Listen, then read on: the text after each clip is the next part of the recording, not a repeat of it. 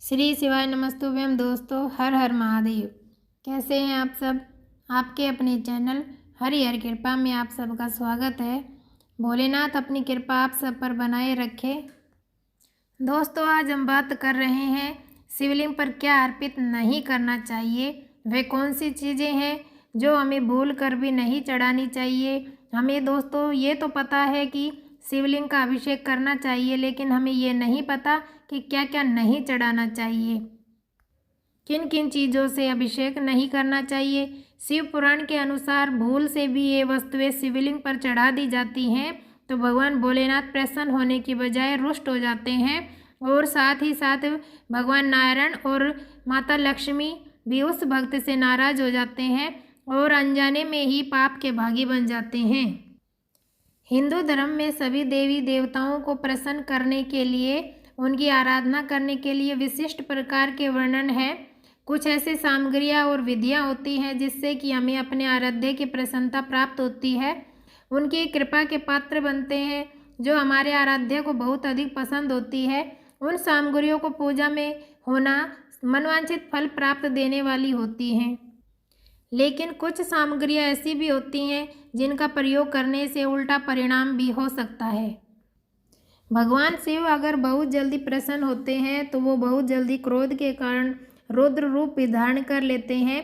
भगवान भोलेनाथ को भांग, धतूरा, बिल्व पत्र, समी पत्र का चढ़ावा अत्यधिक पसंद है, पर कुछ ऐसी सामग्रियाँ भी हैं जिनका उपयोग शिव आराधना में बिल्कुल भी नहीं करना चाहिए। शिव पुराण के अनुसार भगवान शिव को कभी भी ये वस्तुएं 6 वस्तुएं अर्पित नहीं करनी चाहिए। उनमें से है हल्दी, कुमकुम, तुलसी सहित इन 6 चीज़ों को कभी भी शिवलिंग पर अर्पित नहीं करना चाहिए।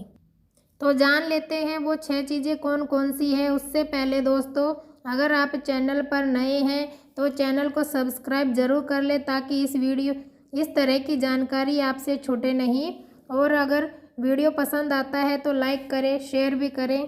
तो देखिए दोस्तों, केतकी के फूल। पौराणिक कथाओं के अनुसार केतकी के फूल ने ब्रह्मा जी के झूठ में उनका साथ दिया था, जिससे नाराज होकर भोलेनाथ ने श्राप दिया और कहा कि कभी भी केतकी का फूल शिवलिंग पर अर्पित नहीं किया जाएगा। इसी श्राप के बाद केतकी के फूल शिवजी पर चढ़ाना अशुभ माना जाता है। केतकी के साथ चंपा और केवड़े का फूल भी शिवलिंग पर चढ़ाना वर्जित है, क्योंकि चंपा और केवड़े ने भी केतकी के फूल का मजाक उड़ाया था, तो इसलिए इनको भी श्राप मिला हुआ है कि ये फूल भी शिवलिंग पर अर्पित नहीं किए जाएंगे।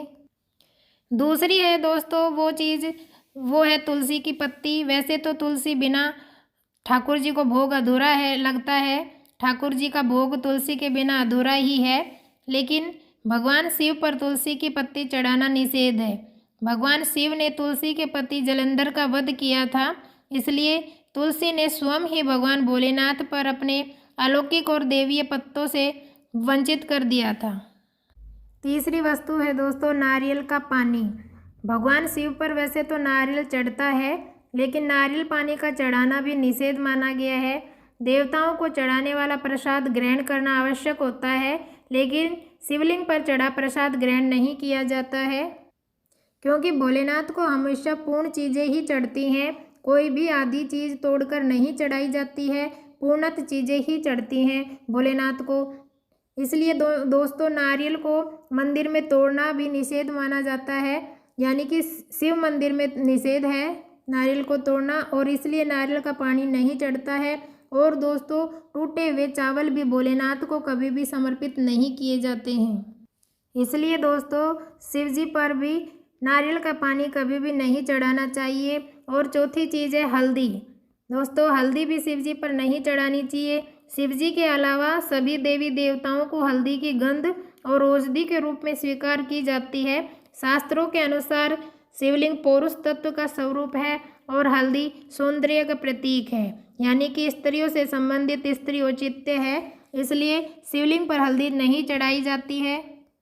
हल्दी का प्रयोग माता पार्वती की पूजा में जरूर किया जाता है, लेकिन शिवलिंग पर कभी नहीं चढ़ाई जाती है। दोस्तों पांचवी चीज़ है शंख।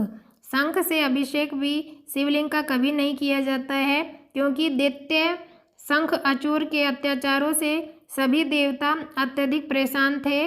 भोलेनाथ ने उस दैत्य का वध किया था जिससे उसका शरीर भस्म बन गया था और उस भस्म से एक शंख की उत्पत्ति हुई थी।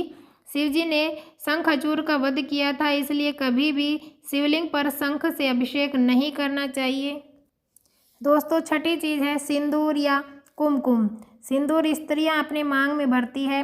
सभी देवताओं को सिंदूर का तिलक किया जाता है, लेकिन भोलेनाथ पर कभी भी नहीं चढ़ाया जाता है, क्योंकि विदल और उत्पल नाम के दो असुर थे। दोनों ने उपद्रव मचा रखा था।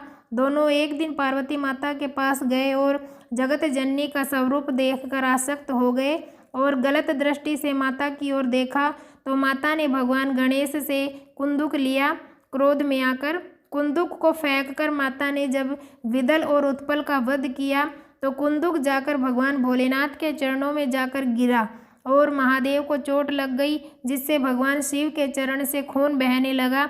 रक्त देखकर माता भावुक हो गई और भोलेनाथ से कहा, भगवान भोलेनाथ की आप ऐसा वर दीजिए कि आप पर आज के बाद कोई रक्तांबर नहीं लगाएगा, यानी कि लाल रंग कुमकुम रोली कोई भी अर्पित नहीं करेगा। तब से भोलेनाथ पर कुमकुम रोली से तिलक लगाना वर्जित माना जाता है।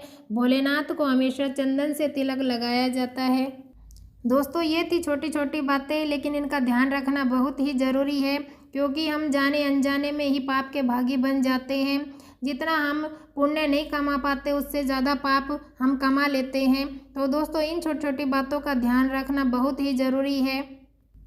काफ़ी समय बीत जाने के बाद भी जब हमें अपनी पूजा आराधना का फल प्राप्त नहीं होता है तो हमें लगता है कि हम गलत कर रहे हैं, लेकिन जब इन चीज़ों का पता चलता है कि ये गलतियां हैं, तब जाकर हमें पता चलता है कि किन चीज़ों को शिवलिंग पर अर्पित करना चाहिए और किन चीज़ों को नहीं करना चाहिए।